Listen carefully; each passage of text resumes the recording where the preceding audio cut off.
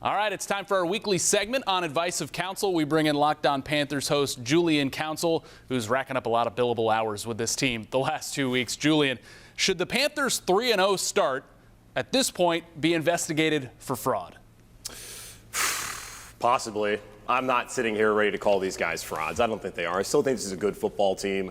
But we knew going into Dallas that there were questions about how real was this 3-0 start. And it wasn't necessarily a surprising 3-0 start for me. Going into the year, you looked at it, week one, Jets. The Jets are terrible. You got to win that game. Sam Darnold, revenge game, even though he didn't want to call it that. But it was one, at least for Robbie Anderson.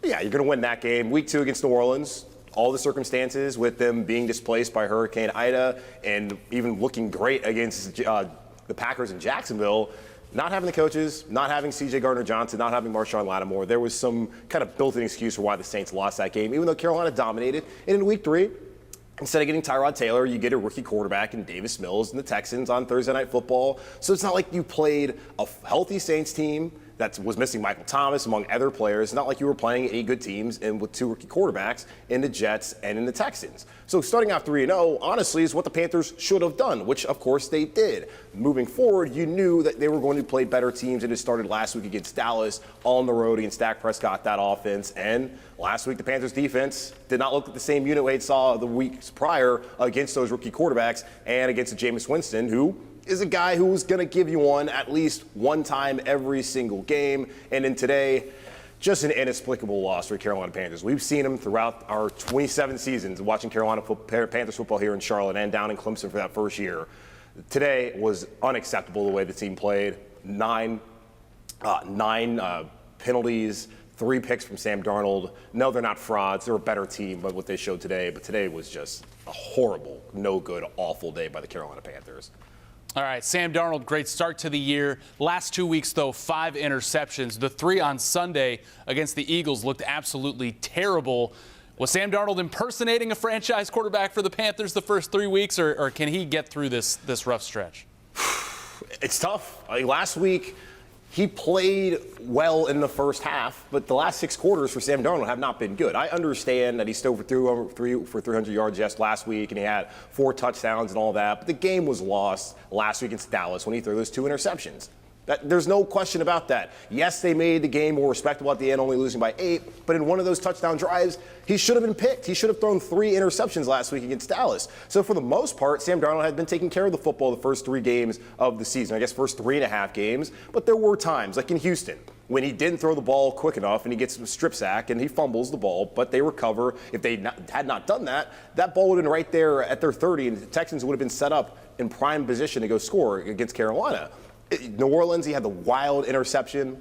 That's really the only reason the Saints even scored that day. So he had looked good, solid for the most part. But I wasn't convinced after 3 weeks that Sam Darnold was the franchise quarterback. There were 3 years of terrible tape of this guy back in New York. And I'm not saying now, after 2 bad weeks, that Sam Darnold is not going to be the answer here in Carolina. I've been highly skeptical from the beginning, but I've also been telling people I'm willing to wait until 8, 9, 10 weeks into the season before coming to a determination on whether this guy is the right player here in Carolina. If he plays like he did today, it's going to be one and done. And that would be back-to-back years where Matt Rule makes a decision to bring in a quarterback who there's plenty of questions on whether that quarterback was even the right guy. With Bridgewater, certainly, if he has everything around him, you can win with him, but you're probably not going to win the ultimate prize with him. And with Sam Darnold, he has all the talent in the world, but the issues that persisted in New York are coming up again where he cannot handle pressure.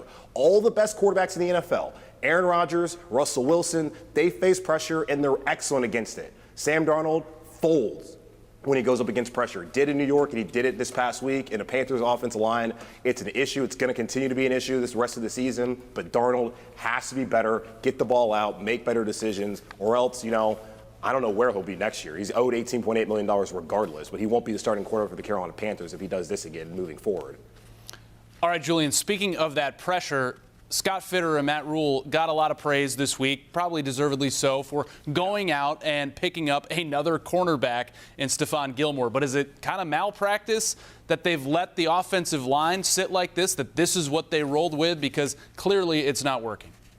Yeah, look, in Seattle, Scott Fitterer knows all about building a secondary. What they had the Legion and Boom, and what he's been able to do here in Carolina by bringing C.J. Henderson and then going and getting Stephon Gilmore, which was just an excellent move. He's done a great job of building a secondary that last year was just a complete liability and was one of the main reasons why they drafted J.C. Horn 8th overall. And hopefully he'll be back healthy. But the one thing that he doesn't know anything about in Seattle was building an offensive line. Like Russell Wilson was talking about, he didn't want to be in Seattle anymore this offseason because of how poorly he's been protected throughout his career, or not even really been protected. So I'm not saying Scott Fitterer can't come here to Carolina and eventually build an offensive line, but you do question the man when his first two moves, this open up free agency, were to sign Cam Irving and Pat Elflein, two guys who were not available today, but those two players were among the bottom 5 offensive linemen over the last 3 seasons in the NFL, according to Pro Football Focus. And those were the first 2 signings, marquee signings for him. And neither one of those guys are going to be a long-term fit here in Carolina. Like, the issue on the offensive line is obviously in the interior. Brady Christensen, fans finally got to see him start today, played at right tackle, moved Taylor Moton at left tackle. It's only one game for Christensen, but I don't have a lot of concerns about him. He's a mature player, having 25 years old after going to BYU. So I actually feel fine about him if he's going to play right tackle and have Taylor Moton at left tackle. But the interior, Matt Paradis, it's just, he's had one decent season here in Carolina, year 1 when he was coming off that leg injury that he suffered back in Denver. He just has not been good at all, really, at the center position. But it's not like there's any better replacements on the roster. You don't want to put Elflein there. You also don't want to put Sam Tecklenburg there. John Miller, he was terrible again today. What's the Deontay Brown potential is? Maybe move Brady Christensen and play him there at right guard. And then left guard, Dennis Daly, he's had his moments, played well last week, at least some pass protection against Dallas, but he's struggled. He's had some whiffs so far this season. But yeah, they have to find a better way to develop these guys. You also have to look at the offensive line coach, Pat Meyer. Like, this is your position group. These guys are not being developed the way that they need to be. And it's, 10 straight years feels like here in Carolina that we're once again talking about the offensive line, their inability to be able to protect the quarterback in the passing game.